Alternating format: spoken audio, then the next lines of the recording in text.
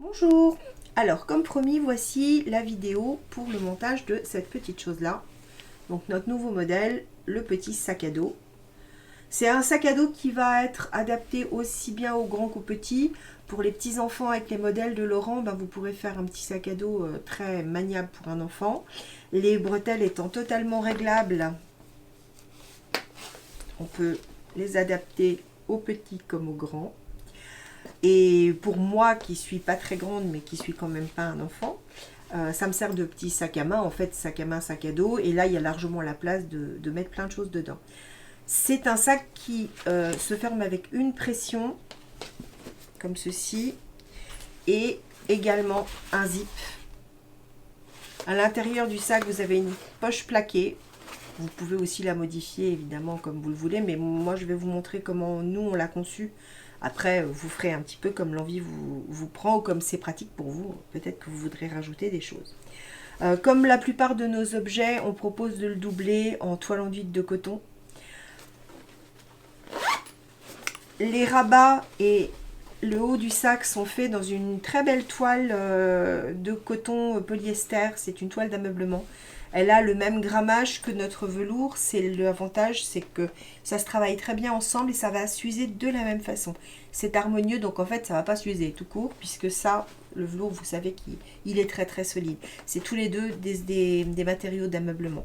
Si vous souhaitez faire le sac en ayant acheté juste le tissu, ce que vous pouvez tout à fait faire, pensez à calibrer la qualité du tissu que vous allez utiliser pour l'extérieur de votre sac à la qualité du velours que vous connaissez. C'est important parce que si vous mettez par exemple une popeline à l'extérieur, ça n'ira pas. Ça sera beaucoup trop fragile, ça va râper, ça va s'user et votre velours ne sera pas usé et votre extérieur sera usé, ça sera dommage. Donc pensez bien qu'il vous faut un tissu aussi solide ici que là.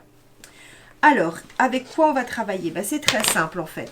Ce petit sac à dos, il va utiliser la base, la même base que nos trousses, que nos pochettes d'iPad, que nos petits sacs à main en bandoulière, c'est-à-dire un velours seul ou un coupon illustré de grandes trousses, que nous on appelle les grandes trousses, que nous appelons les grandes trousses.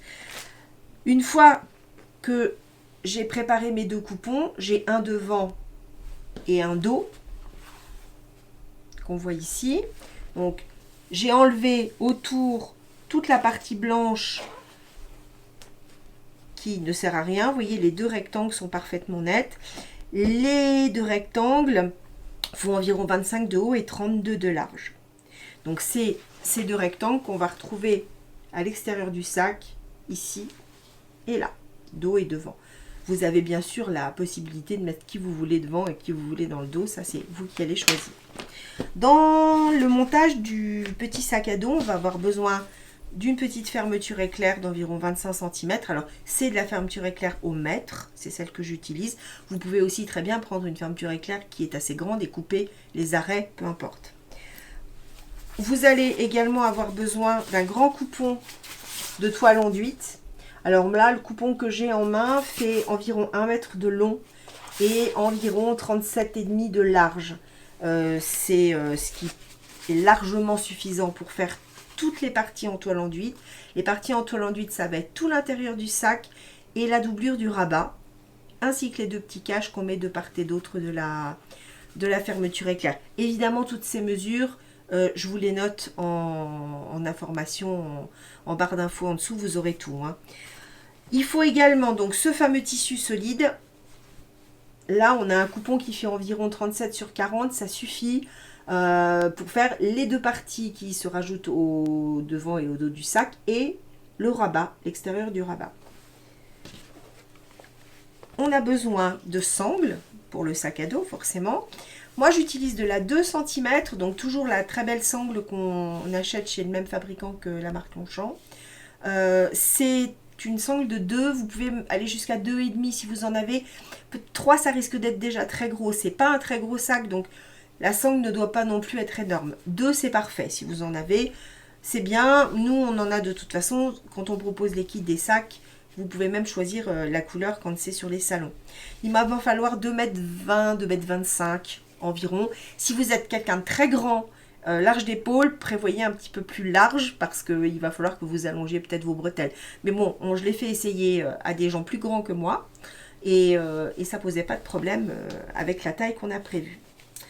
On a aussi besoin de toute une petite quincaillerie. Alors la quincaillerie habituelle d'un sac à dos, je vais vous la montrer à plat. Hop. Donc dans les kits, on vous fournit ce petit sachet qui comprend une pression aimantée, hop, les 2 ailettes qui vont avec, 2 anneaux rectangulaires pour les passants du bas et 2 anneaux avec réglage pour la partie réglable des bretelles. Alors, en gros, ça donne ça. Là, on a le petit anneau qui va se mettre ici pour attacher la bretelle. Et là, on a le passant réglable qui va permettre de régler la bretelle comme on veut. Le gros avantage de ces sangles-là, c'est que ce sont des sangles où il y a du polyester et du nylon. Elles sont, on peut les souder les cautériser plutôt au briquet. Donc en fait, on n'a pas de repli, on n'a pas de surcouture d'épaisseur parce que c'est pas nécessaire. On peut arrêter les fils, ils bougeront plus. On n'a pas besoin de faire un ourlet. Voilà, voilà. Donc ça, c'est le matériel textile et quincaillerie qui va servir pour faire le sac. On aura besoin aussi de 2 tout petits morceaux. Si vous en avez, c'est bien. Si vous n'en avez pas, c'est pas dramatique, mais c'est pratique. C'est de la viseline, du thermocollant simple face, de l'entoilage, on appelle ça aussi comme ça. Là, j'ai un grammage assez ordinaire. Thermocollant que d'un côté, alors ça sert à rien qu'il soit des 2 côtés. Ça permet de solidifier le tissu au moment où on va insérer la pression dans le rabat. Donc ces petits bouts de thermocollant, on ne les voit pas du tout. En fait, il y en a un qui est caché là-dessous, sous la toile violette, là. Et il y en a un qui est caché là-dessous, sous la toile beige. Voilà, donc ça, au moment venu, je vous montrerai. Petite astuce, prévoyez aussi un vieux CD pour couper les arrondis du rabat, c'est très pratique. Je vous montrerai tout à l'heure comment on s'en sert. La première chose qu'on va faire, on va prendre notre coupon de toile de coton et on va couper dedans les 3 pièces dont on a besoin. Il n'y a que 3 morceaux. Il y a la partie rabat et le dos et devant de notre sac. Alors, pour le dos et devant, on va avoir besoin de 2 morceaux qui vont faire 32 cm environ de large. Donc c'est très facile, hein, il vous faut la même largeur que le coupon de velours, sur 10 cm de haut. Toutes les mesures que je vous donne sont marges comprises, donc vous ne vous posez pas de questions. Au moment de l'assemblage, je vous indiquerai si c'est nécessaire la largeur de couture qu'il faut respecter, mais toutes les mesures sont comprises, il n'y a rien à rajouter. Donc moi je vais utiliser comme d'habitude mon matériel de patchwork. Si vous n'avez pas, prenez simplement une règle, un crayon qui trace sur le tissu. Alors ça peut être le crayon à friction, ça peut être une crétailleur, enfin ce qui vous est utile. Prenez un crayon qui soit fin, ne rajoutez pas de surépaisseur avec une grosse crétailleur ou un très gros crayon, mais autrement ça va bien. Donc là, je sais que je vais devoir couper 2 tranches de 32 cm sur 10 de haut. Et mon 3e morceau, il fait 13,5 de haut à 14. 13,5-14, c'est la bavette, c'est le rabat. Et lui, de tête, il va faire 24 cm de haut. Donc là, mon morceau fait une quarantaine de centimètres. Je vous montre comme ça. Donc là, on est à 40. Donc je sais que si je fais 10, 10 et 13,5, ben, j'ai largement ce qu'il faut. Et en largeur, comme dans mes kits, je coupe toujours large quand je peux me le permettre. J'ai 36 cm, donc on est largement bien. Donc, je vais couper ces 3 morceaux-là et puis je reviens vers vous.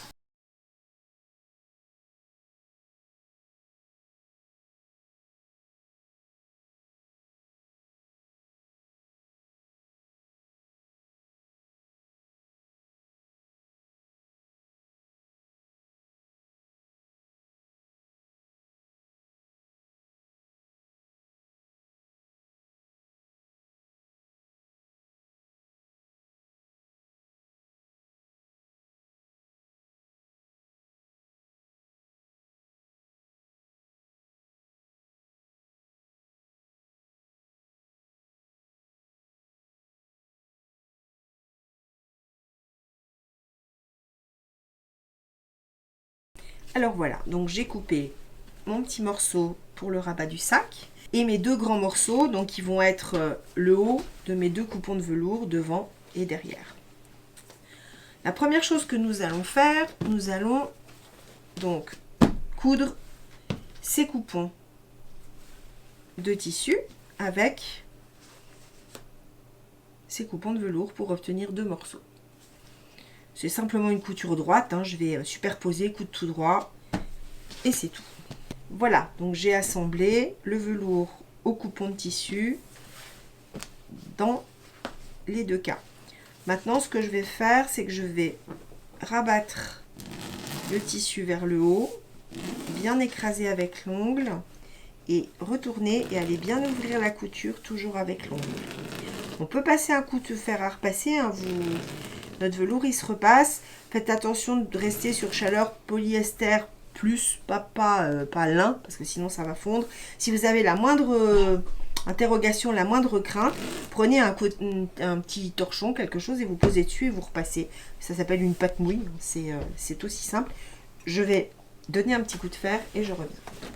Alors, j'ai bien écrasé mes coutures, les deux côtés. Donc là, c'est bien plat. Et là, c'est bien plat. La marge de couture ici était d'1 centimètre. Donc, c'est une marge de couture standard. Avant de continuer, je vais venir faire une surpiqûre ici. Donc, au-dessus de la séparation velours-tissu, dans le tissu à 5 mm. Et une autre surpiqûre en dessous, sur le velours, à 5 mm. De manière à bien plaquer les marges de couture et le tissu ensemble. Je vous montre ce que ça donne sur l'objet fini. On les voit, je pense, pas trop mal, peut-être mieux comme ça. Il y en a une ici et une là. Alors, dans mon modèle de démonstration, je vais tout piquer en écru pour que vous voyez au mieux mes coutures sur le tissu framboise qui est là. Si vous voulez être vraiment très très élégant, vous allez prendre un fileton sur ton pour le velours et un fileton sur ton pour le framboise. Ça peut vous permettre de corriger certaines petites irrégularités. Il y a des machines qui ne piquent pas parfaitement droit en surpiqûre, c'est normal. C'est pas votre machine qui est bizarre, il faut normalement un fil spécial, etc.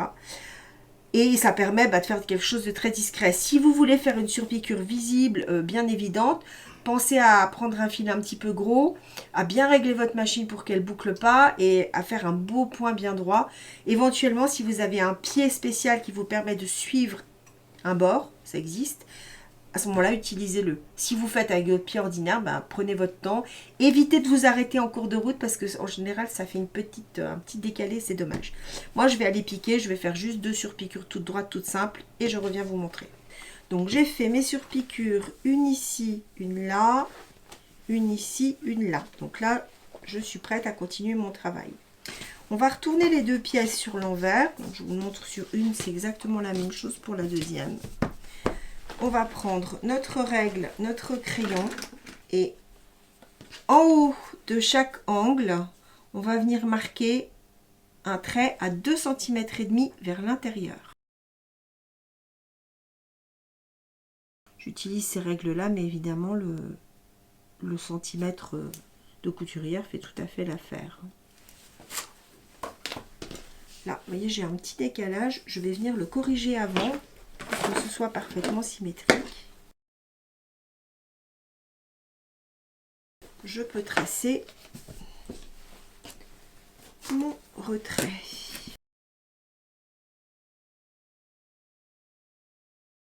Maintenant que j'ai tracé ces deux petits retraits, c'est ce qui va donner la forme un petit peu en biseau à notre sac. Je vais venir placer ma règle exactement à l'angle inférieur jusqu'à la trace que je viens de, la marque que je viens de faire et tracer une diagonale de part et d'autre. Exactement la même chose des deux côtés. Et je fais la même chose dans le dos. Donc maintenant que nos deux parties sont prêtes, on va couper cet excédent de tissu des deux côtés. Même principe, au ciseau si vous le souhaitez, à la règle au cutter si vous avez, soigneusement dans tous les cas.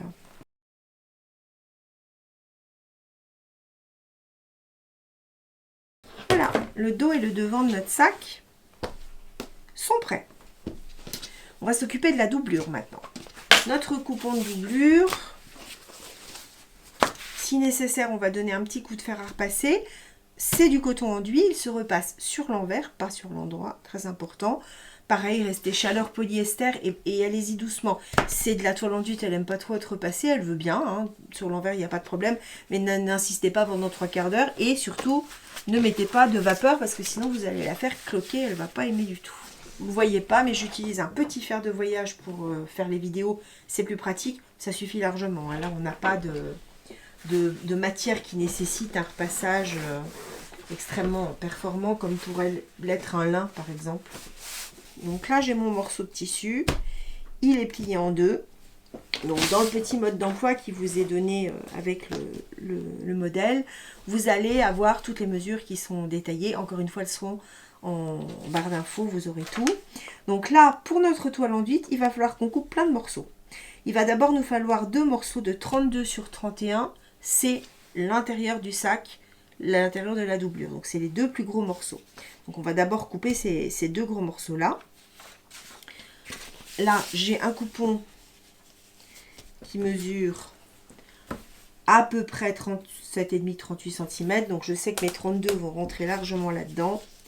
Donc je vais tout mettre à l'équerre et couper mes 2 pièces d'un seul jet. Toujours marge de couture comprise, hein. Souvenez-vous, vous n'avez rien à rajouter du tout.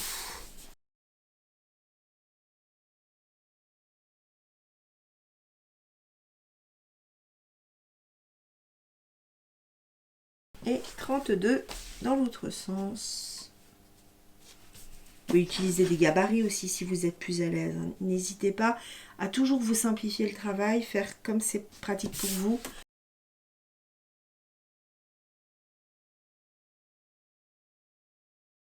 Donc ça, on a un morceau qui a l'air carré mais qui ne l'est pas. On a 32, on va marquer 32.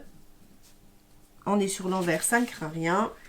Et les 31, pareil, comme ça je ne me tromperai pas. Si 32 est là, automatiquement 31 est ici.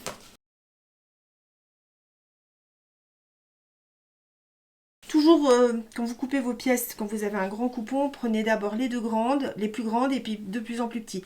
Si nécessaire, vérifiez toujours que vous n'avez pas une pièce à couper qui nécessiterait de les assembler d'une certaine façon. Faites un plan de coupe. Ne prenez pas le plus gros morceau en le mettant en plein milieu et après en disant bah tiens j'ai plein de chutes tout autour qui servent à rien. Ça c'est de la logique pure, c'est pas toujours évident quand on est dans le feu de l'action, on a envie de couper et on fait pas forcément attention. Faites attention parce que c'est décevant. Puis bon, après il faut attendre qu'on renvoie un bout de tissu, c'est dommage, ou de retrouver le même si vous avez fait avec vos propres tissus, c'est pas toujours évident. Donc maintenant que je sais que j'ai mes 32-31, je sais qu'il va me falloir un rectangle de 24 sur 13,5 pour la poche, et pour le rabat, pardon, et un rectangle de 26 sur 20 pour la poche plaquée intérieure. Donc là, dans mon morceau de tissu, il me reste 38, presque 39, toujours sur 38. Donc là, moi, je vais regarder quelles sont les coupes les plus logiques que je peux faire. Donc là, j'ai 24, 26, c'est pratiquement la même largeur. Donc on prend 26 comme plus grand dénominateur. Et j'ai 20 et 13,5. Donc en gros, 20 est plus grand que 13,5. Donc je sais qu'il me faut au moins quelque chose qui fasse 20, 33 de haut. Et quelque chose qui fasse 26 de large. Donc je les ai largement puisque là j'ai 38 sur 38. J'ai mes 2 chutes de tout à l'heure que je vais garder précieusement parce que je vais m'en servir. Je vous expliquerai pourquoi après. Donc je prends ma première cote, 24 sur 13,5 et ma deuxième 26 sur 20 et je prépare mes pièces. Donc 26 sur 20 pour ma poche. Donc là, je vais prendre... Étant donné que les 26, je les ai dans les 38 cm, je vais prendre les 20 cm comme mesure. Hop. Donc là, on marque les 20. Et ensuite, l'autre fait 13,5. Donc là, je vais me mettre à 13,5.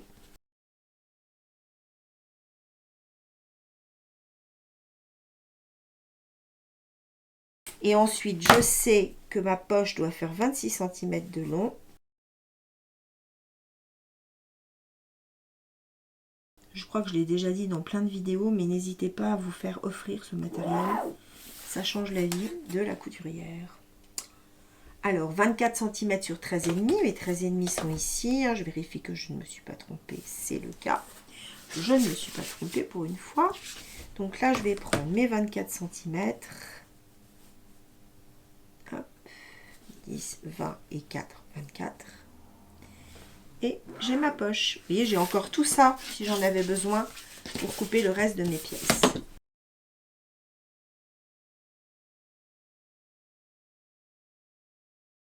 Pareil, je l'ai déjà dit plein de fois, mais je le répète, un cutter de patchwork, ça se pousse, ça ne se tire jamais.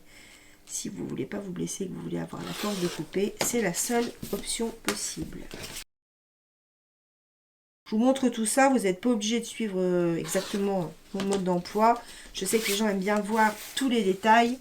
Ça, bon, la découpe, quand on a l'habitude de coudre, c'est pas forcément indispensable. Là, on a les deux pièces. Maintenant, dans mon mode d'emploi, il me faut aussi deux rectangles de 32 sur 4.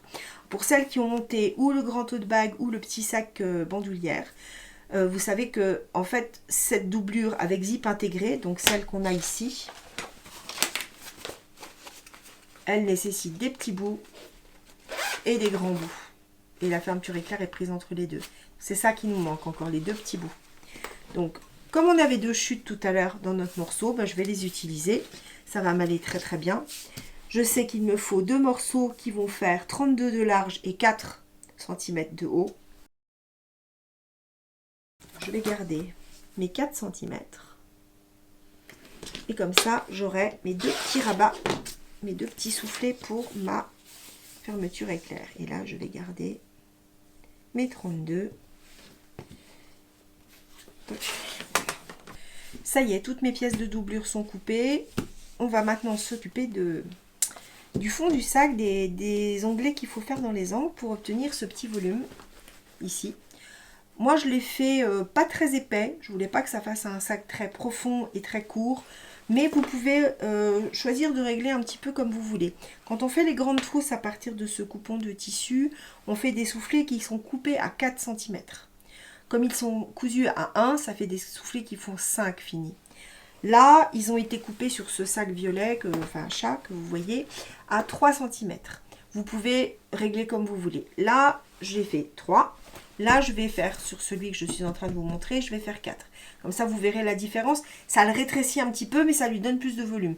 C'est vous qui allez choisir. Les deux se font et le tissu est prévu pour faire les deux. Le motif permettant de faire du 4, ça permet de faire du 3 automatiquement.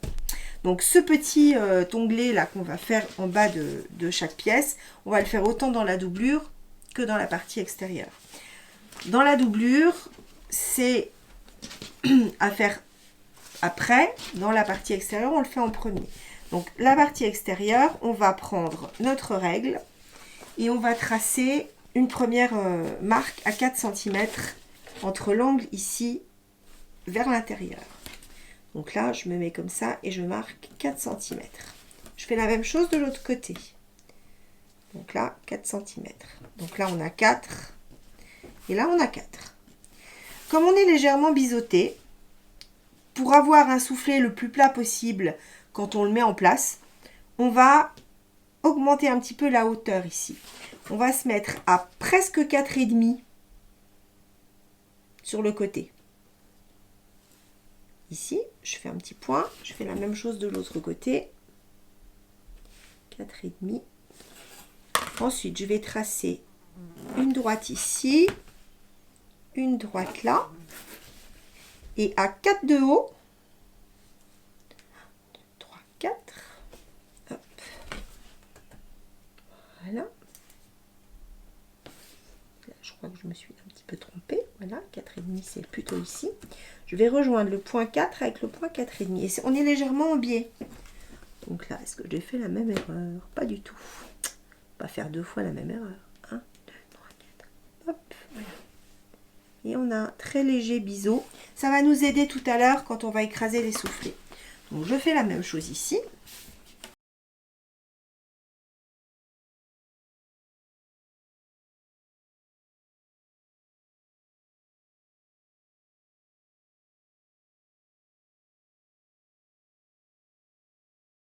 Donc là, les onglets sont tracés.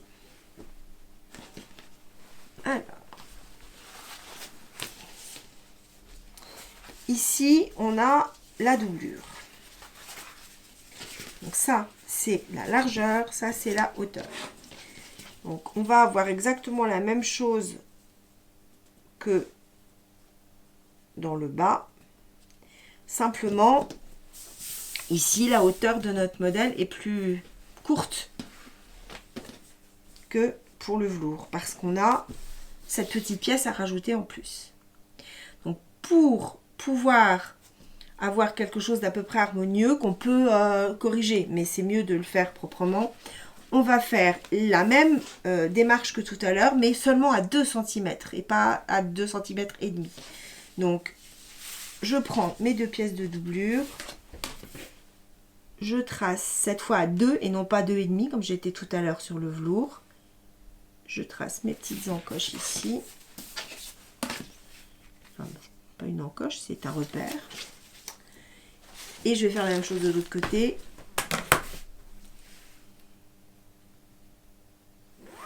Hop. Voilà.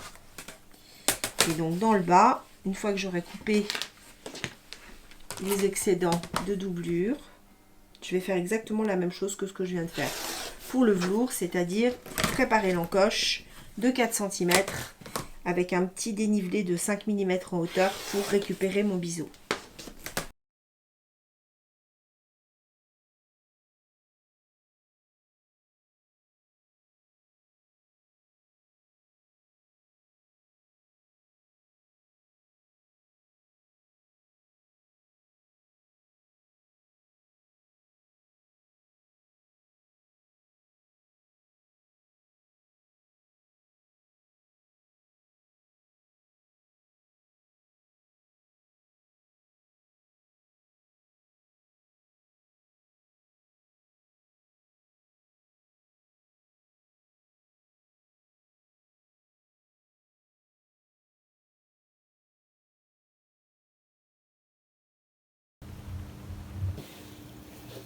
Je coupe mes petites encoches, donc qui sont mes soufflets qu'on a préparés tout à l'heure, dans la doublure et dans le velours. J'obtiens 4 pièces, 2 en doublure, 2 en velours et tissu, intérieur, extérieur du sac.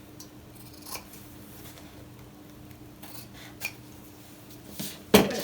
Donc on a ces 2 pièces-là et ces 2 pièces-là.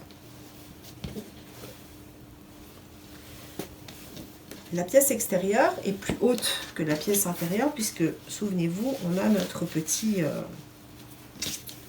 bout qui va se mettre en plus en haut, auquel on va coudre la fermeture éclair. Ce qu'on doit faire maintenant, c'est récupérer les biseaux de ce petit bout-là, parce que là, il est toujours coupé à 32 de large, comme c'était le cas tout à l'heure pour les rectangles, mais comme on a réduit la largeur en coupant en biseau du bas vers le haut, ben, il y en a trop. Donc en fait, il va falloir couper le surplus. Donc ce qu'on va faire, c'est qu'on va prendre la partie extérieure du sac, on va la poser sur nos petites bandes. Voilà, on aligne bien et on va couper les excédents des 2 côtés. Je vais faire ça avec mon petit cutter. Hop. Là, j'ai fait le 2 en même temps, mais si vous êtes plus à l'aise, évidemment, vous pouvez faire d'abord l'un et ensuite l'autre. Quand j'ai coupé ça, ça va me donner la partie exacte pour compléter ma doublure, dans le même élan que la partie extérieure. Avant de continuer à coudre, je vais poser sur une des parties de doublure la poche plaquée intérieure. La poche plaquée, on va la placer à 5 cm au-dessus du fond du sac. Donc, Il suffit de mettre une petite marque. Voilà, ça va être ici. Toutes les pièces de tissu à partir de maintenant, l'idéal c'est de marquer les milieux. On peut le faire tout de suite quand on coupe, on peut le faire à ce moment-là, peu importe. Mais en revanche, il faut le faire parce que si vous ne le faites pas, vous n'aurez pas de repère. Et c'est vraiment une aide précieuse. Donc on plie en deux et on va couper une toute petite encoche de manière à avoir un repère au centre de chaque pièce. Ça aide énormément après pour positionner tout. Pour celles qui ont déjà fait une trousse, elles savent qu'on le fait dans les fermetures éclair et dans les velours également. Moi je le fais systématiquement, ça m'aide beaucoup à centrer mes pièces sans me demander si je suis pas 3 mm à gauche ou 2 mm à droite. Donc on va faire ça pour toutes nos pièces de tissu avant de continuer à travailler. Faut pas couper un énorme bout, faut couper un petit cran, on appelle des crans en couture, de manière à pouvoir avoir un repère. Alors, il y en a qui sont plus utiles que d'autres, mais en avoir partout, c'est quand même un certain atout.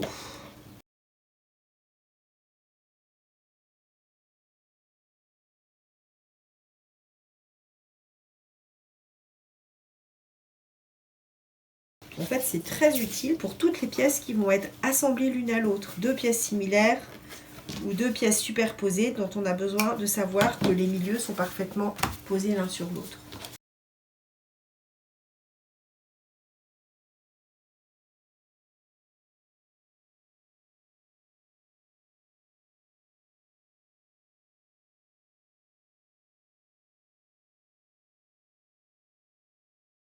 La poche plaquée, marquer le milieu, on va surtout le faire avec un pli.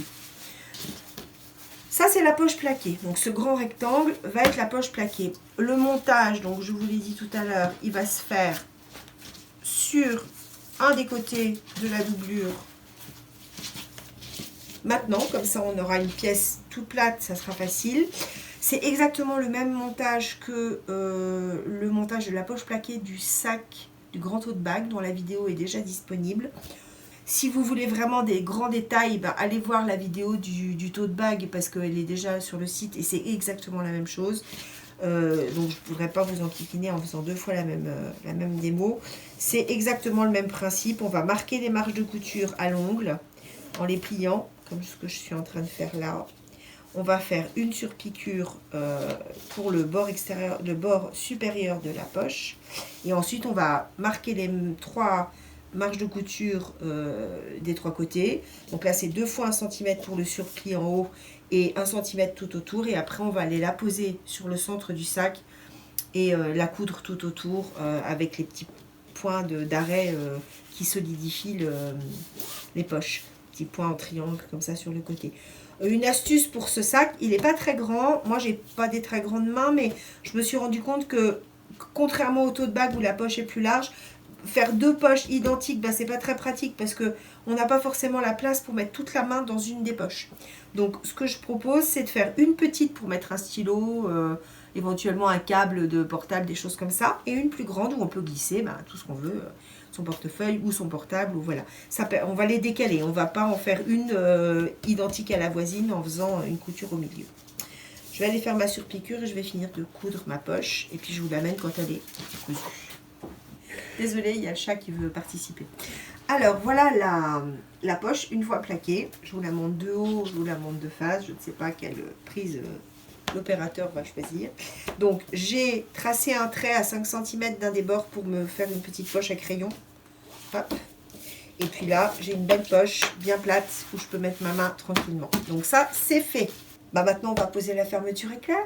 Alors, la pose de la fermeture éclair, c'est exactement la même chose que dans le tote bag. C'est la même chose aussi que dans le petit sac à bandoulière qu'on a fait avec la même trousse. C'est pareil. Donc, sur ce modèle-là, on va se retrouver avec une petite fermeture éclair à poser au milieu. La première chose qu'on va faire, c'est qu'on va réduire la taille de la fermeture éclair et on va lui poser des petits caches à droite et à gauche puisque moi, dans mon cas, c'est une fermeture éclair au mètre. Si vous utilisez une fermeture éclair qui a des arrêts, si elle est à la bonne taille et que vous voulez utiliser des arrêts, pourquoi pas. Mettez quand même des caches parce que c'est plus joli dans le montage. mais vous pouvez tout à fait l'utiliser.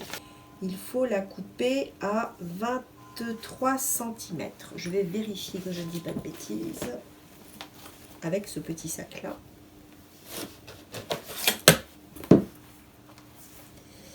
Et c'est exactement ça, c'est une 23. Donc dans les kits, moi je mets en général 25 pour que les gens aient de la marge. Vous savez que si vous avez une 25, ça sera largement, il faudra la réduire. 23, à ma connaissance, tout fait, ça n'existe pas, je ne crois pas. Mais bon, on peut réutiliser une fermeture. Donc on va marquer 23 cm. Voilà. Et on va couper le bout qui dépasse.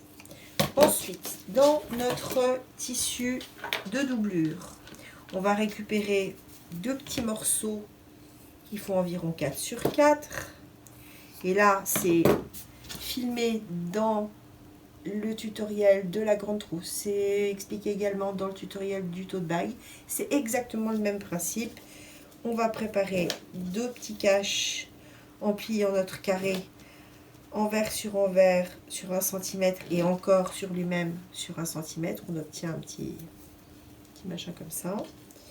Et on va aller poser ça sur les embouts de fermeture éclair. Si vous voulez me voir faire, je vous invite à aller regarder la vidéo du tote bag ou la vidéo de la trousse. Je vous la prépare et je vous la ramène tout de suite. Voilà, elle est prête. Donc j'ai posé mes petits embouts à chaque extrémité. En calant bien de chaque côté, il ne faut pas rallonger la fermeture éclair, il faut vraiment cacher les embouts. Une fois qu'elle est prête, on va faire comme pour tout le reste, on va marquer les milieux, on la plie bien en deux, on fait un petit cran de manière à ce qu'elle soit facilement repérable et qu'on puisse la poser exactement au bon endroit, là où on souhaite qu'elle se trouve. Ensuite, sur ce montage-là, exactement comme pour le tote bag et pour le petit sac en bandoulière, on va la poser envers contre endroit, bien au milieu. Et on va mettre une petite épingle, une petite pince. Voilà. Donc moi je travaille toujours en 2 étapes parce que c'est plus facile. Je vais venir coudre ici. Ensuite, je vais ajouter mon morceau de doublure. Puis, je vais faire la même chose de l'autre côté. Et je vais toujours coudre en 2 étapes. Une première couture, fermeture sur le grand morceau de doublure. Ensuite, une couture, petit morceau de doublure sur le tout. Et la même chose de l'autre côté. Et après, je ferai les surpiqûres. Ça permet de ne pas faire glisser le ruban de fermeture éclair et de se retrouver avec un truc un peu décalé. Parce que comme c'est de la toile enduite des deux côtés et que ça, c'est un polyester, c'est glissant. Donc, simplifiez-vous la vie. Évidemment, si vous êtes super à l'aise et que vous me dites que ça n'a pas d'importance, il n'y a aucun problème. Moi, je n'y verrai pas d'inconvénient. Donc, j'ai posé ma fermeture éclair. Elle se retrouve entre ces deux jolis petits goussets. Voilà, comme ça. Et je vais faire une surpiqûre ici et une surpiqûre là, de façon à ce que ça bloque bien le bord de la fermeture éclair. Donc là, marquez bien à l'ongle vos marges de couture, c'est important. Sinon, ça risque de faire des plis. Et ce qu'on ne veut pas, c'est que la fermeture éclair se bloque ni d'un côté ni de l'autre. Et voilà. La fermeture est prête à être utilisée. Donc ça, c'est ma doublure. Elle va être fermée donc sur les côtés, comme ça, comme ça, comme ça. On va faire les soufflets. On se retrouvera avec un sac qui est l'intérieur du sac à dos qui sera prêt à être monté. On a un très joli petit rabat à ce petit sac à dos. Alors, pour faire ce petit rabat, on a 2 pièces de tissu. Tiens, il y en a une qu'on a oublié de cranter. On va le faire tout de suite.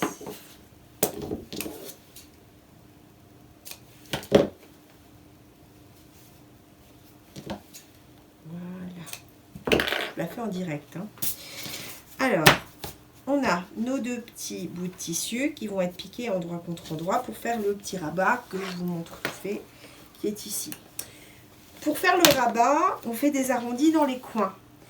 L'astuce la plus simple consiste à utiliser un vieux CD. Il va y en avoir un quelque part, normalement. Là, voilà. De manière à faire des jolis arrondis. Vous avez le choix. Là, j'avais pris un verre quand j'ai fait le prototype, donc mon arrondi est beaucoup plus petit. C'était un petit verre. Là, je vais vous montrer avec un CD. Vous verrez, la pochette va être plus ronde. C'est une question de goût. On pourrait même faire un rabat tout petit, comme dans certains sacs Longchamp, qui ont un tout petit rabat sur le dessus. Moi, j'aime bien quand ça couvre la totalité, donc je l'ai fait d'une largeur adaptée. Mais vous pouvez aussi réduire si vous voulez. Ça changera juste l'esthétique du sac. Moi, j'aime bien comme ça. On va faire un essai avec cet arrondi-là. J'ai déjà fait des prototypes avec cette courbe-là. C'est assez joli. Bon, là, on a 2 rectangles. Donc, de toute façon, on peut utiliser n'importe quel côté. On va poser en tangente le CD et on va tracer un arrondi à chaque angle sur 2 angles, sur les 4, puisque l'autre côté, c'est l'arrière du sac. Et on va aller couper cette courbe là au ciseau de préférence. C'est plus sûr qu'avec un cutter. Pas obligé d'utiliser des sabres d'abordage comme moi, mais c'est ceux qui me sont tombés sous la main. Ils traînent toujours un peu partout. C'est les paires de ciseaux qui nous servent à découper les velours. Donc on a ça. Ensuite, cette petite bavette, ce petit rabat, il a une pression. Avant de coudre les 2 morceaux ensemble, on va mettre la pression, parce que si on ne le met pas maintenant, c'est pas pratique. Alors, la pression, celle-ci, celle du rabat, elle se pose au niveau de la doublure, pas du côté extérieur. Quand on va faire l'autre partie de la pression, on va la poser du côté tissu extérieur du sac en velours et tissu. Donc là, on va prendre un repère à 4 cm au dos. Donc sur l'envers du tissu, on a les milieux puisqu'on a fait nos petits crans qui sont bien pratiques. On prend un repère, milieu 4 cm. On se met là. Sur cet endroit-là, je vous invite à venir thermocoller votre petit bout de viseline qu'on a préparé tout à l'heure. Donc je l'ai déjà expliqué, un peu épaisse mais pas trop. On va thermocoller ça ici, de manière à ce que ça recouvre bien l'espace où on va mettre la pression. J'ai fait un point, on voit bien.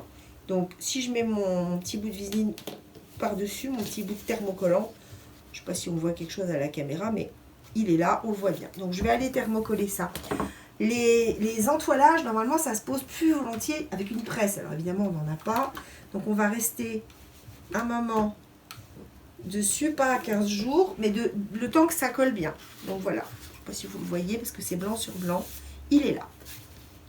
Dans notre kit, on a ces petits objets-là. Ça, c'est la petite ailette qui va permettre de consolider la pression, de bloquer ces ailettes derrière.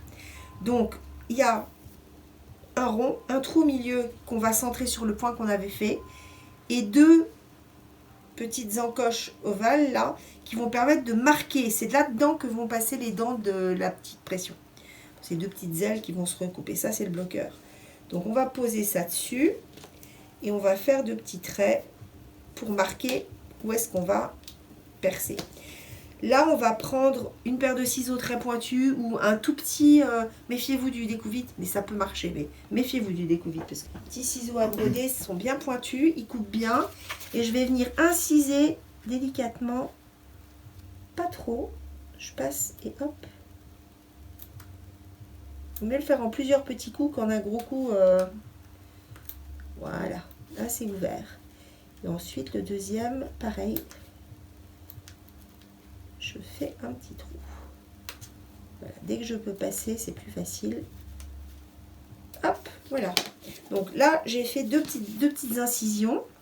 Je vais aller prendre une moitié de ma pression. Alors, d'habitude, on met la partie qu'on appelle mâle, donc celle qui a un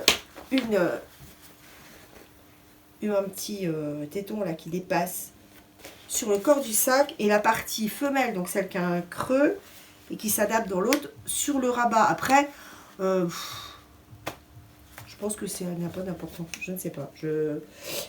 Théoriquement, c'est ce que j'ai lu qu'il fallait faire. Maintenant, est-ce que j'aurais pris attention moi? Je ne crois pas. Je vais faire comme ça, puisque c'est ce qui est théoriquement conseillé. Donc, je vais insérer, pardon, mes 2 ailettes dans mes petites incisions. Et j'oublie pas de mettre mon petit anneau en métal avec les 2 trous. Hop, il s'insère impeccable. Et là, j'ouvre mes ailettes. Et ça bloque la pression. Non seulement elle est bloquée, donc elle ne pourra pas se défaire, mais en plus, le petit bout d'entoilage consolide mon tissu et l'empêchera de se déchirer au bout de la 50e fois qu'on tirera dessus. La pression, elle est posée. Maintenant, on va se mettre endroit contre endroit. Donc, lui n'a ni envers ni endroit, mais le tissu que vous allez choisir, peut-être qu'il en aura un si vous ne choisissez pas notre kit.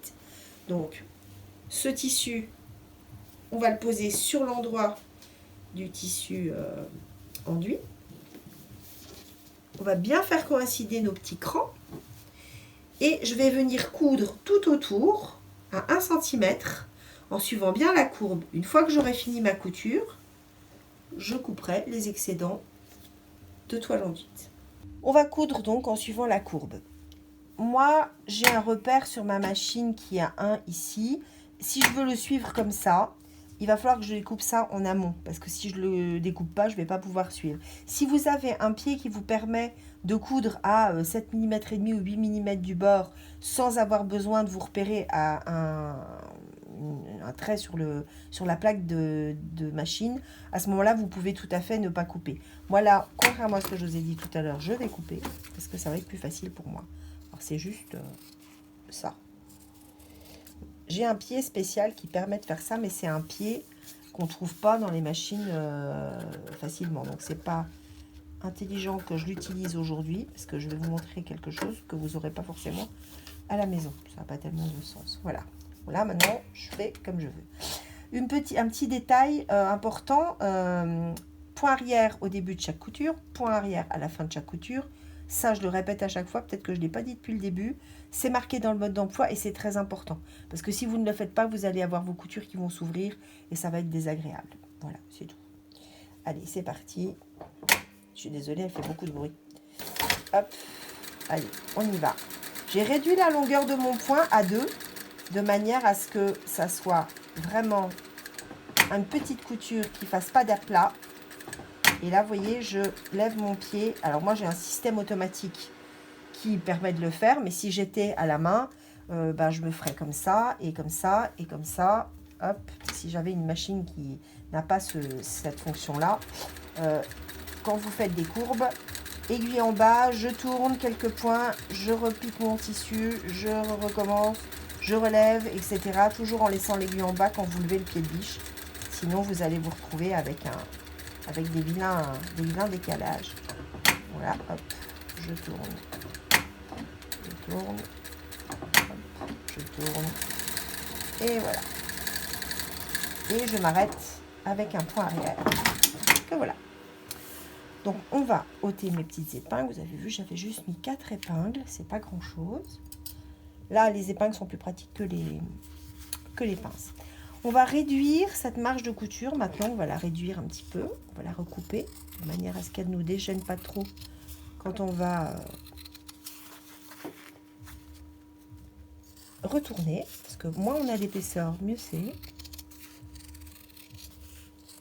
Voilà. On va cranter légèrement les arrondis. Les arrondis, on les crante toujours. Si vous avez des cranteurs, vous pouvez les utiliser. Faites surtout attention de ne pas aller couper dans votre couture. Parce que si vous coupez votre fil, c'est tout bon à recommencer. Hein. Hop, hop. Voilà, on crante gentiment nos courbes. Et ensuite, on va venir retourner tout ça sur l'endroit avec notre ongle. Je suis désolée si vous entendez du bruit. Poum, poum, poum. On a une fête foraine sur la place du village. Et on n'avait pas prévu que ça serait aujourd'hui l'ouverture de la fête foraine. Alors, je suis navrée, mais ça risque de s'entendre. Je ne sais pas si mon merveilleux opérateur réussira à faire quelque chose pour que ça... C'est pas gagné. Bon. Ça reste discret, mais bon. On aime autant quand on tourne une vidéo qu'il n'y ait pas de bruit de fond, mais là... malheureusement, c'est aujourd'hui qu'ils ont choisi de commencer. Voilà. Donc ça, c'est le rabat de notre petite poche de sac. Je vais venir faire une surpiqûre tout autour. J'ai un pied, moi, qui permet de faire des surpiqûres sans déséquilibre. Je ne sais pas du tout, en fait, si c'est quelque chose qui se trouve facilement. Je vous le montre. C'est un pied de machine industrielle. C'est un pied qui permet de se caler. Vous voyez, il a une arête. Et quand on pique, en fait, on suit le bord. Donc, on est toujours exactement à la bonne distance. Sur Bernina, je sais qu'il en existe un qui permet de faire ça, qui a un ergot comme ça. Je ne vais pas l'utiliser là. Je vais utiliser mon fil blanc que vous allez bien voir sur mon tissu rouge. Ça ne va pas être très joli. Je vais utiliser le pied ordinaire pour que vous montrez une situation que vous allez avoir à la maison. Si vous avez ce genre de pied, utilisez-les. Plus les surpiqûres sont jolies, mieux c'est. Et puis si vous prenez un fil ton sur ton, bah, vous savez que c'est quelque chose qui va être plus joli. Alors on va allonger un tout petit peu la longueur du point là. Comme on est dans des courbes, ben, on ne voudrait pas trop l'allonger, mais si on fait des tout petits points, c'est pas beau. Donc en fait, on surpique comme ça. On essaye de bien suivre ici le bord. Et puis de tourner. Si besoin, on lève et on recommence. Hop. Voilà. Quand on a le pied qui est vide et qu'on a un fil temps sur ton, ça se voit pas s'il y a des petites irrégularités. Là, c'est un petit peu décalé. Voilà, la poche est surpiquée. Maintenant, on va aller la monter. Dans ma forme, j'ai coupé 3 petits morceaux de 15 cm de long et 2 grands bouts de 90. C'est la taille standard pour le sac à dos, comme on en a parlé au début. À vous, après, de voir si vous voulez faire des sangles plus longues, mais normalement, ça va avec à peu près tout le monde. Donc, on va préparer le montage de nos sangles. La première chose qu'on va faire, je vous l'ai dit tout à l'heure, c'est qu'on va prendre un briquet et on va cautériser chaque extrémité des sangles. S'il y a des gros bouts qui dépassent, c'est l'armure en nylon qui fait un zigzag que vous pouvez voir apparaître. N'hésitez pas à la couper. Comme ça, on est tranquille, ça ne s'effilochera pas et on n'a pas besoin de faire de vilaines surpiqûres qui sont pas très belles, parce que 3 épaisseurs de sangle ou 2 épaisseurs de sangle cousues ensemble, ça fait vraiment très épais. Elle est très solide et elle est vraiment épaisse, celle-là.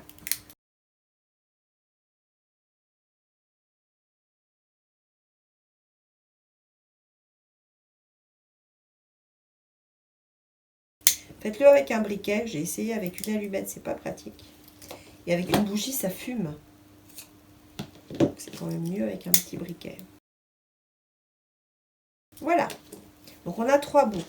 Un bout pour cette petite attache qui sert à attraper le sac. Et 2 bouts qui sont les 2 attaches qu'on va coudre au fond du sac et qui vont permettre de mettre l'anneau dans lequel la sangle réglable va se glisser. On choisit un des côtés, celui qu'on veut voir apparaître au dos. Là, j'ai le choix avec Ursula.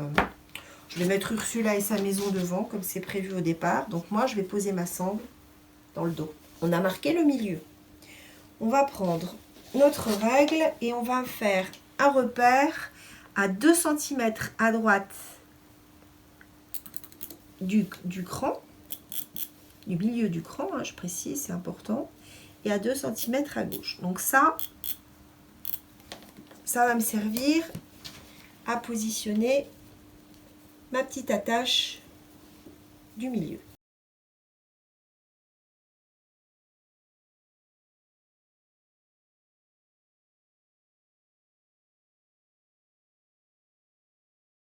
Ensuite, j'ai mes sangles qui viendront se mettre ici et là.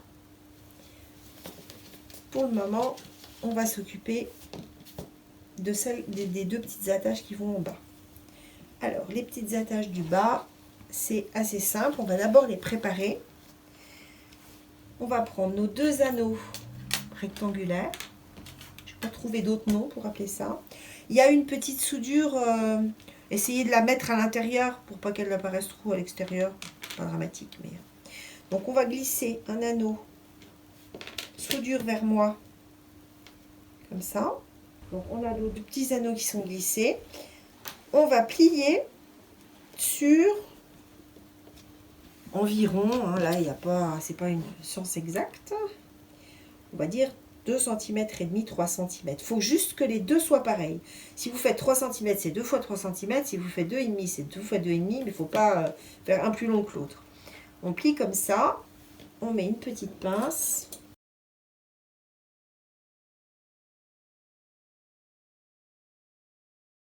Si nécessaire, une fois que c'est piqué, on peut toujours réégaliser la longueur des bandes qui dépassent. On va venir coudre ici. Vous avez plusieurs possibilités. Soit simplement faire une couture ici, à l'horizontale. Si vous êtes vraiment très délicate, vous pouvez faire la fameuse piqûre. Alors, c'est pas une piqûre sellier, c'est pas le bon terme, mais on utilise beaucoup en maroquinerie. Un carré et une croix dedans. C'est plus solide. Faites ce qui vous est facile. Ne vous compliquez pas trop la vie. Évidemment, on va piquer comme ceci. Comme là, on s'arrête ici, on laisse l'aiguille, on tourne. On va jusque là, on laisse l'aiguille piquer, on tourne, on revient ici. Et éventuellement après, on fait un diabolo pour faire une croix. On peut aussi simplement faire un carré, où je vous dis une couture ici, aller-retour, ça suffit. Il faut que ce soit solide. C'est tout ce qu'on demande. C'est quelque chose qui se verra très peu. Comme toujours, ça augmentera votre temps de travail, mais si vous avez le temps de faire du ton sur ton au niveau des fils, bah c'est plus joli. C'est certain qu'il n'y a que vous qui le verrez et que personne ne va aller mettre son nez derrière pour voir si... là, vous voyez, le fil n'est pas ton sur ton. Je ne sais pas si on le voit bien, il était marron. Là, j'ai fait la couture en croix. Honnêtement, c'est pas très grave. Mais bon, hein, chacun fait comme il aime.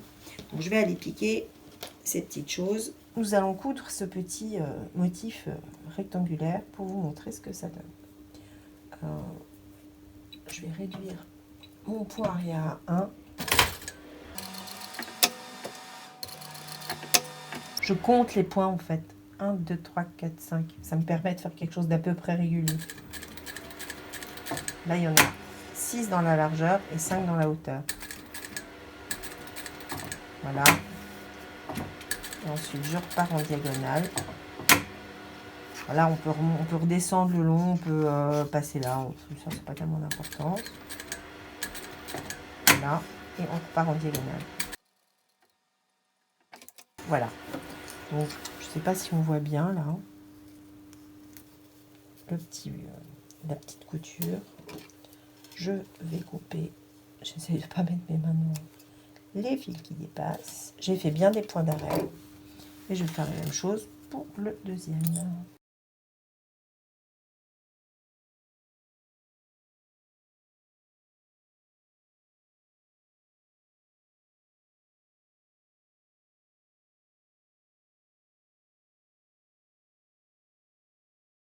Voilà nos deux passants qui sont prêts à recevoir la sangle qu'on va mettre en bouclé. Alors, je vais aller chercher le dos du sac et on va coudre ces deux petites choses au dos du sac. On va poser ces deux petites attaches ici et en symétrie là-bas. On va faire une petite marque à 3 cm ici. Et donc, la même chose là.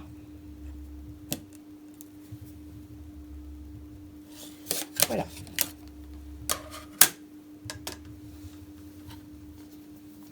On prend bien garde à mettre ça à l'intérieur, la partie jolie à l'extérieur.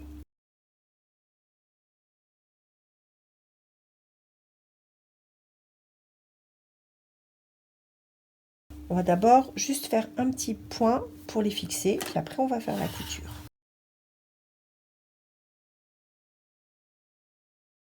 Voilà, les deux attaches sont fixées. Ensuite, on va faire une petite couture en carré, comme ça, de manière à solidariser l'attache avec le fond du sac. C'est plus joli, c'est plus stable. Environ 5 cm. Là, vous voyez que sur le prototype que j'avais fait des attaches beaucoup plus courtes. c'est plus confortable avec les 15. Donc c'est pour ça qu'on est passé à 15. Donc là, vous ferez à 15. On va s'arrêter en gros ici. C'est un tout petit repère bien propre pour pas faire de bêtises. Hop, et voilà. Donc là, je vais partir du bord. Je m'arrête, piquer dans le tissu, je tourne et je redescends.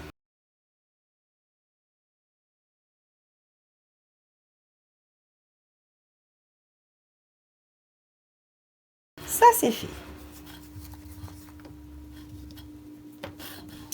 Maintenant, on a nos deux grandes sangles. On va venir les piquer de part et d'autre de la petite attache. On va tout piquer en même temps pour fixer les sangles au haut du sac. Donc là, j'en ai deux grandes et la petite attache. Par sécurité, on peut doubler la couture. Même si par-dessus, il va y avoir deux autres coutures. Le rabat qui va être cousu et ensuite la surpiqûre de tour et la doublure. Donc l'un dans l'autre, ça risque pas de s'envoler. Mais bon. C'est là où le sac va être le plus sollicité. Hein. Donc, alors maintenant, voilà ce qu'on veut obtenir. C'est là que ça se corse. Moi, j'ai toujours beaucoup de mal à le faire. Ça rentre pas dans ma tête. Donc, j'ai fait un premier exercice et je vous montre comment on fait. Je défais tout et on y va. Première chose, vérifier que la sangle est bien à plat, qu'elle n'a pas tourné sur elle-même. Ensuite, on va prendre l'anneau, la jointure vers le bas, dans le bon sens, hein, pas à l'envers, comme ça. On passe dedans, on passe par-dessus la barrette et on glisse en dessous. Donc là, la boucle coulissante est posée, ça c'est facile. Ensuite, on va passer dans l'anneau rectangulaire qui est là. Et après, il va falloir repasser de nouveau au-dessus de cette barrette. Donc, on donne du mou, j'espère qu'on voit bien. Et on va passer dessus et de nouveau dessous.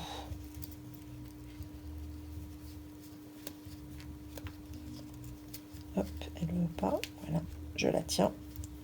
Vous voyez, elle est de nouveau passée là-dedans. Ça fait une double boucle. Et grâce à ça, on va pouvoir avoir un système de réglage comme on veut. Là, j'ai un peu plus de 5 cm, c'est suffisant pour faire la couture. Je suis désolée pour la musique. Voilà. Et le réglage, il est ici. Et voilà.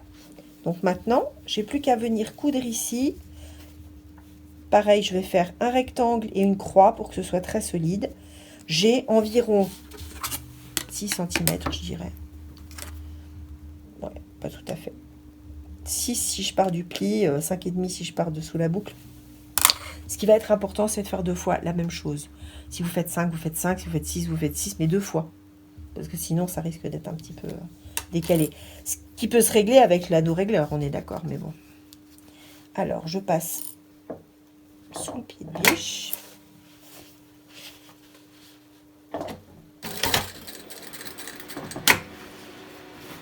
Je vais compter mes points, comme ça je vais faire à peu près la même chose.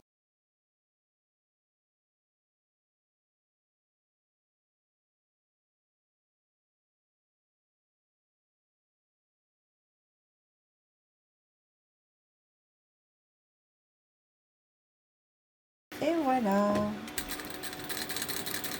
Donc là, c'est fait d'un côté. On a notre réglage à volonté. Je vais faire pareil de l'autre côté.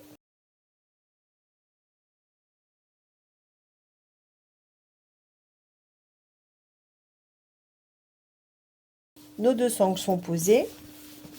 Notre attache est posée. Maintenant, on va poser notre bavette. Donc, endroit contre endroit. repère contre repère. Première couture, un demi-pied de biche. Parce qu'après, on va coudre la doublure, etc. Donc là, je me mets juste à la moitié de mon pied de biche, pas à 1 cm. Je vais passer sur les sangles.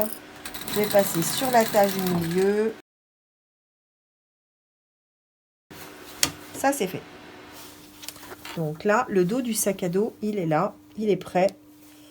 Maintenant, on va rassembler le dos, le devant du sac à dos, faire les coutures de la doublure et finir le sac. C'est presque fini.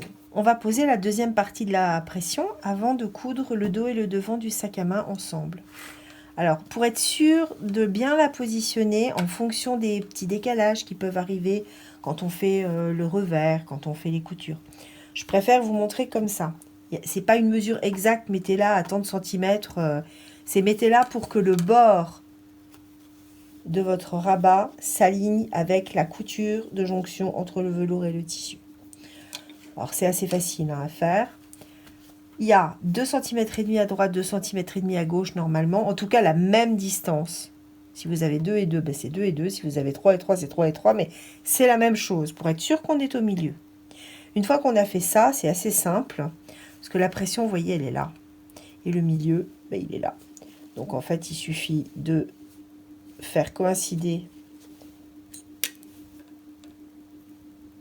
l'endroit où on va poser la pression avec le milieu de cette pression. Donc la partie mâle, la partie femelle, hop, comme ça. Moi, je fais comme ça marche à tous les coups. Donc, bon, je pense qu'il n'y a pas de raison que ça ne marche pas pour vous. Donc, on a le centre.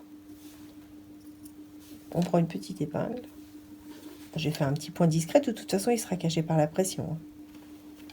Et hop, là, vous retrouvez mon bout d'entoilage comme celui que j'ai posé dans l'autre partie. Donc là, il est bien posé sur le tissu extérieur. Donc, on va mettre notre petite pastille à trous. Exactement comme la fois précédente, marquer les incisions, ôter l'épingle. On va faire pareil que tout à l'heure. On va faire une incision dans chaque barrette. Là, on a l'autre partie de pression. Je vais la glisser dans les trous.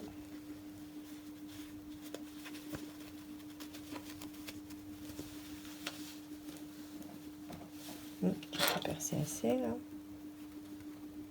Hop. Voilà. Ma petite pastille, mes 2 ailettes. Et voilà. Elle est fixée. Je vais une petite vérification. Et vous voyez que ça s'aligne. On est bien. Ça va être joli. Maintenant, c'est comme pour n'importe quel assemblage de n'importe quel sac. On va faire d'abord de l'endroit contre endroit. Donc, endroit contre endroit. Et on va piquer les côtés et les soufflets. On va rassembler toutes ces sangles bien au milieu pour ne pas piquer dessus surtout. Si vous voulez, vous pouvez les épingler. Moi, j'ai tendance à me piquer systématiquement, donc j'évite. J'aime pas trop. Mais bon, il y en a qui doivent peut-être être plus habiles que moi. Bien faire attention à ce que ça et ça soit bien face à face. C'est important, ça sera vraiment plus joli. Donc, hop. Épingle, ça va aussi. Hein. Moi, j'utilise ces petites pinces que j'aime bien, mais je n'ai rien contre les épingles, on est d'accord.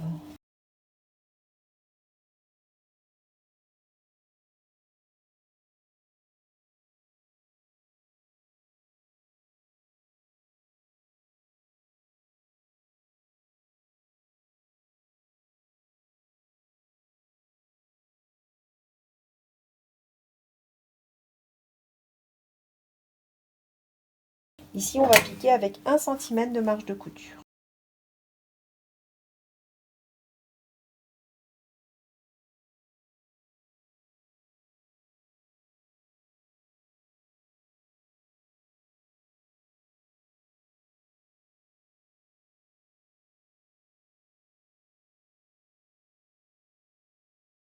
On fait les soufflets.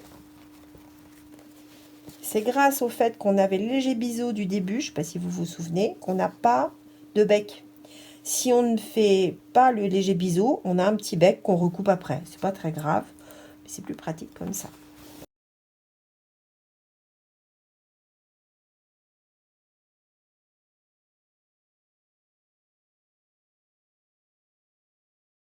On va dégrossir un petit peu les manches de couture.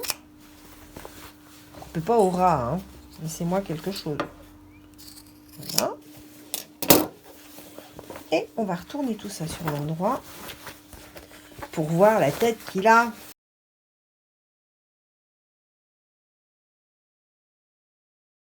Ben, il lui manque plus qu'une doublure à ce petit sac. Allons-y, faisons la doublure.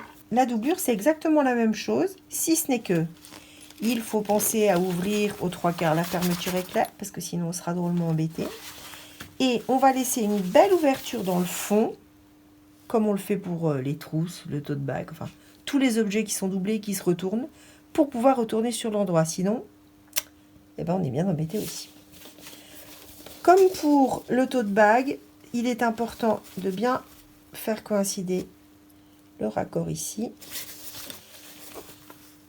C'est le même ici. Et voilà. Donc c'est exactement la même chose que ce qu'on vient de faire avec le velours, mais avec la doublure. Si vous avez peur d'oublier le trou, faites-vous un petit rappel. Soyez généreux. Faites un beau trou au milieu, pas un petit machin comme ça. Donc, on va piquer tranquillement, proprement.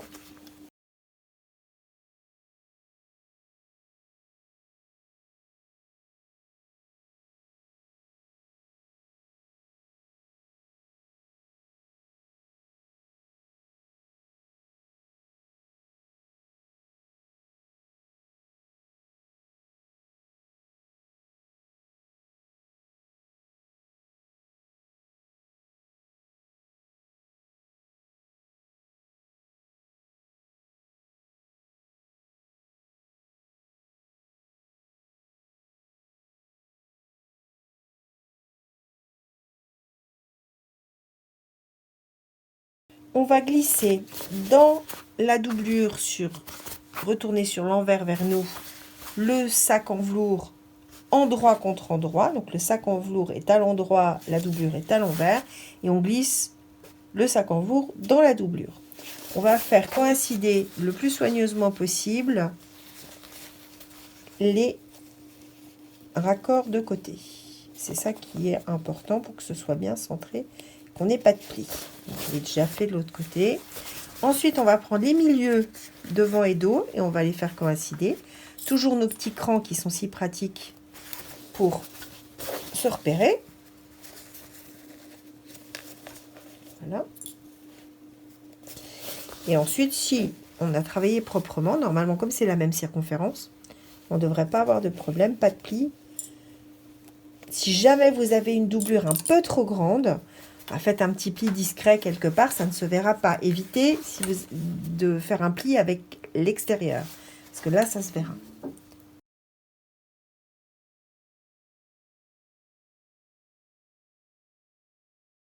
N'hésitez pas à mettre des pinces régulièrement, ça évite les décalages.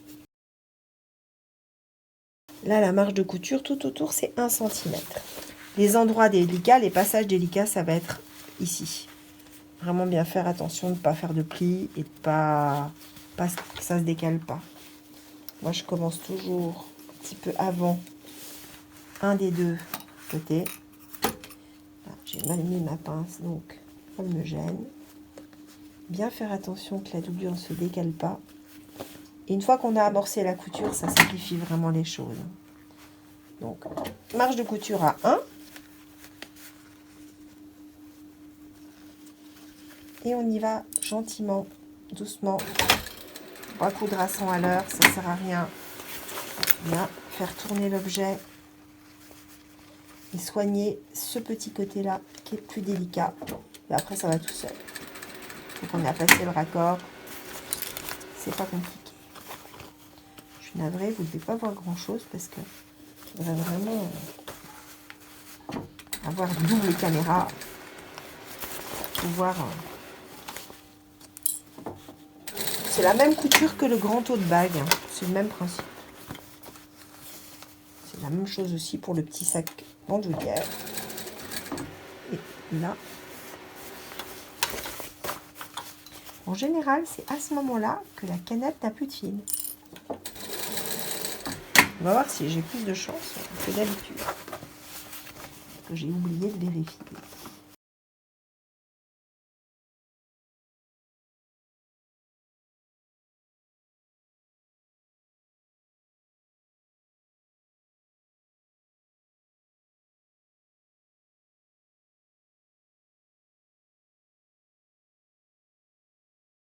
Là, je pique là où il y a le rabat. Et donc, comme ma couture était à 1 cm et la précédente était à un demi-pied de biche, eh bien, l'une va masquer la seconde. La première, pardon. La deuxième va masquer la première.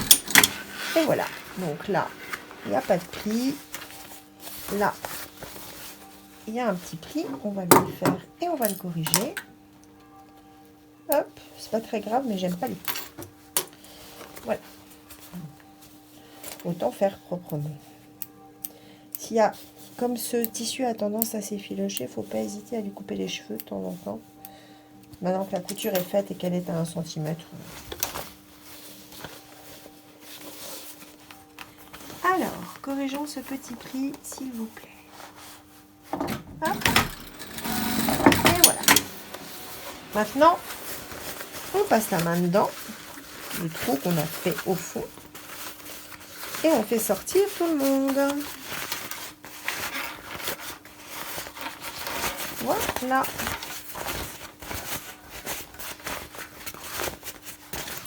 On a une doublure, un sac, un rabat, des poches et un trou. On va d'abord boucher le trou. Donc ça, c'est facile. Comme pour les autres objets, on fait sortir les coins en mettant les doigts dedans. On tire dessus un petit coup sec. La lèvre, en général, elle se ferme toute seule. La repasser avec les ongles. Et vous piquez à la machine. Là, faire à la main, ça n'a aucun intérêt. Mais vraiment aucun. Donc là, vous vous mettez au ras du bord. Et une bonne couture machine tout au long. Ça évitera que ça se défasse. C'est tout au fond, c'est propre, c'est net. Et maintenant, on n'a plus qu'à mettre tout ça dedans. Voilà. On fait ressortir les petits onglets de la fermeture éclair.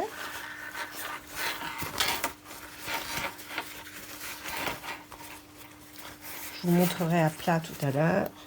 Zip. Et voilà. Alors, il est presque fini. Il pourrait rester comme ça. On peut le laisser comme ça.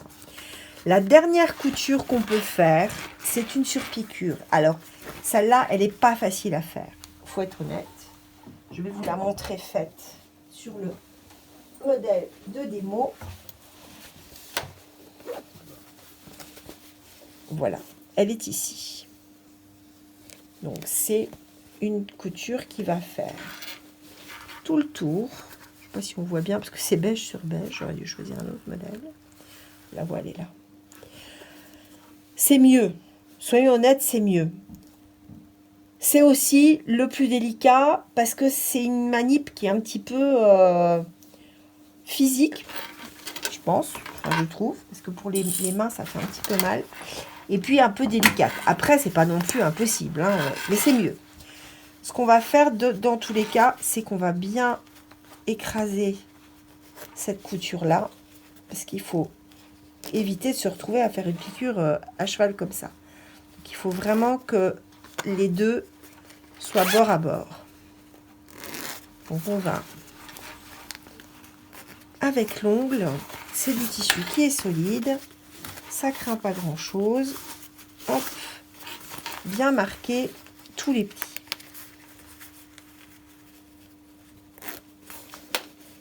Alors, j'ai regardé pas mal de vidéos, parce qu'on en trouve plein, j'ai rien inventé. Hein. C'est un petit sac à dos basique, c'est un patron qui doit exister depuis 50 ans. C'est amusant parce qu'il y a beaucoup de vidéastes qui filment pas cette étape-là. Je pense que c'est pas réussi à tous les coups. Et puis, c'est le plus délicat. Je vais essayer de la réussir du premier coup. Je vais vous montrer comment on fait avec le pied ordinaire. C'est sûr que si on a, encore une fois, un pied à ergot, comme celui-là, qui va guider, voire même un pied compensé. Oh, voilà, ça c'est un pied compensé, c'est-à-dire que comme on va piquer quelque chose d'épais,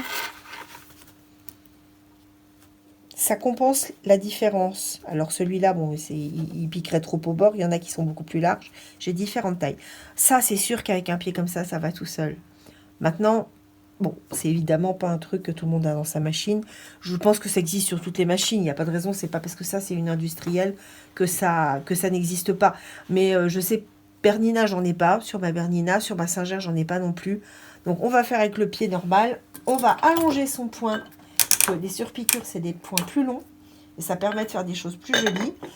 Gardez toujours à l'esprit que fil ton sur ton, ça sera plus joli. Moi, mes surpiqûres comme ça, c'est une toile nattée. Ben, quand je pique avec du blanc, quelquefois, l'aiguille, elle passe dans un gros fil et puis à côté d'un autre fil du tissu. Et du coup, la surpiqûre, elle se décale. Mais c'est pas la machine qui pique pas droit, c'est le tissu qui fait ça. Et on a besoin quelquefois de ruser avec des fils un peu plus épais. Donc, on va essayer de faire une belle surpiqûre pour finir ce joli petit sac. La première chose que je vais faire, c'est que je vais retourner le sac sur l'envers. Parce que c'est beaucoup plus facile de travailler comme ça que dans l'autre sens. Les sangles vont me gêner, mais je vais pouvoir passer au travers parce que ça va tourner. Donc, faites bien attention de ne pas piquer sur une sangle. Et commencez par le dos. On va commencer par là. On tire bien sur son tissu. On ne veut pas de plis, ni dans un sens, ni dans l'autre. On se met le plus à plat possible. Et on y va. Alors là, je vais prendre simplement un demi-pied de biche. Je ne vais pas chercher plus loin. C'est ce qu'il faut d'ailleurs à peu près. Donc, on y va. J'ai allongé mon poing. Vous voyez, il est beaucoup plus long. C'est du 4. On va croiser les doigts pour que la bobine de la canette ne meure pas maintenant. Vous voyez là, ici, c'est pas trop compliqué. On fait doucement et on tire bien sur le tissu. Pour qu'en dessous, on sent bien qu'il n'y a pas de plis. On fait vraiment un maximum de prévoyance pour pas que ça soit moche. C'est là que ça va être compliqué, comme tout à l'heure. Parce que là, il y a 4 épaisseurs de tissu. Il y a les marges de couture plus les deux couches dessous-dessus. Enfin bon, c'est pas évident. Donc, on y va tout doucement. Et on est bien à plat, bien à plat, bien à plat. On le retourne. Et surtout, on veut que le tissu extérieur et le tissu intérieur, ils ne se chevauchent pas. En tout cas, que l'un ne se décale pas vers l'autre. Il faut que la lèvre de la couture, elle soit bien à l'extérieur. C'est juste délicat, c'est pas infaisable. Hein. Mais il faut prendre son temps et il faut se dire que c'est la finition qui fait tout le détail du petit sac. Hop, on tire dessus, on appuie. Hop.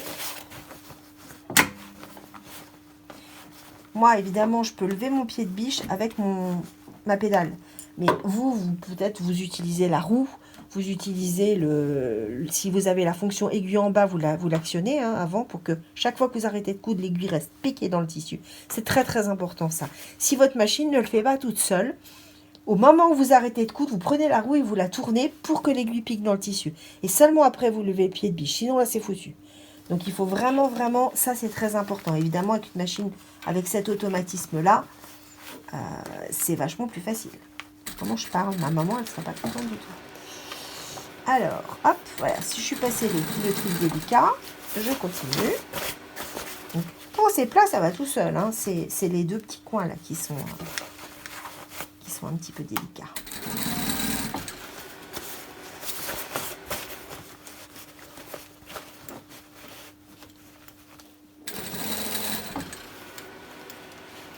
On va arriver à la jonction.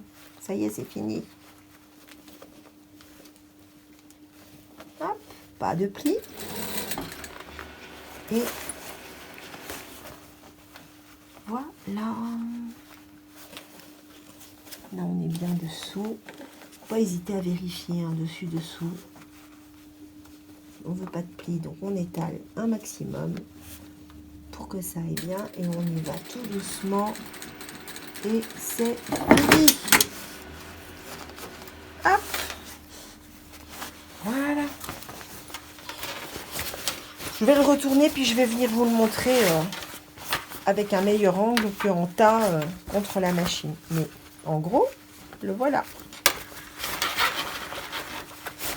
Le voilà. C'est le petit sac à dos Ursula, parce que cette fille s'appelle Ursula. Ça, c'est Ursula au printemps.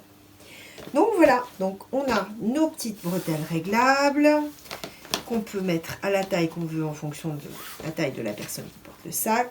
On a notre petite poche rabat pour protéger l'ouverture zippée et à l'intérieur la grande poche et la plus petite poche pour mettre son crayon ou ce qu'on veut.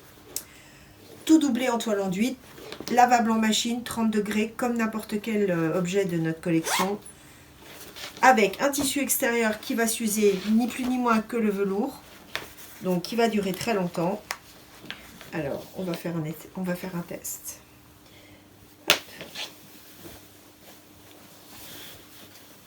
Voilà. Hop. Je peux partir en randonnée, enfin peut-être pas avec celui-là, mais j'aime bien les choses légères. J'ai très facilement mal au dos, mal aux épaules. Bah, celui-là, il ne pose pas de problème, il est tout léger. Par contre, on peut mettre plein de choses dedans. Et puis, c'est pas évident d'aller farfouiller parce que le temps que quelqu'un ouvre le rabat et ouvre la zip, j'ai le temps de me rendre compte qu'il se passe quelque chose. Voilà, donc retenez juste que c'est un hybride en fait entre le montage du tote bag, de la trousse et du petit sac à bandoulière, en gros. La vraie différence, c'est les sangles, le montage des sangles. Parce qu'autrement, à part le fait qu'on l'a surélevé, donc qu'on a le petit biseau à récupérer, c'est exactement le même montage qu'un tote bag. On pourrait faire un gros sac à dos avec un tote bag aussi, ça serait pas impossible. Et le montage soufflé, bah, c'est celui du tote bag et celui du petit sac bandoulière qu'on a déjà fait.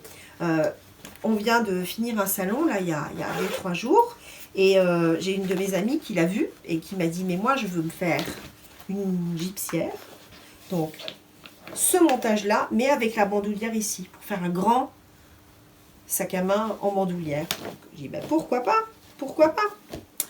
Eh bien, merci beaucoup. J'espère que c'est pas trop fouillis, tout ça.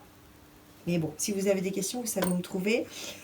On vous met tout le détail des quantités, des mesures, tout ça en description. Et puis, amusez-vous bien. Puis à bientôt.